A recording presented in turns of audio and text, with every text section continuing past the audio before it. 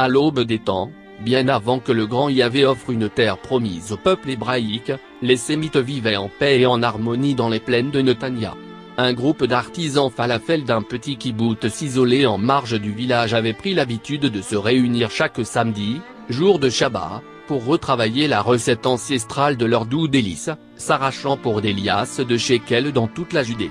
Un jour, Moïse, de passage dans la région, fut attiré par l'odeur des falafels concoctés par nos maîtres artisans, et il fut subjugué par leur goût divin lorsqu'il en porta un à sa bouche. Il décida alors de remercier ses hôtes en leur confiant un ingrédient secret, de la poudre de perlimpinpin, récoltée à même le nez de Cyril Hanouna.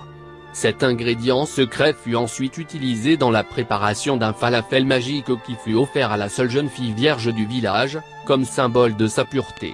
Lorsqu'elle croqua dans la boulette, elle ressentit en elle l'invocation de la mezouza, et son cul, jusqu'alors plat comme une limande, se mit à gonfler comme le compte en banque des notables de Tel Aviv. Tal avait désormais le cul d'une rockstar américaine, et pourrait faire carrière et fortune dans toute l'Europe à travers lui, l'exposant comme un joyau resplendissant de plateau TV en plateau TV devant tout un pays médusé.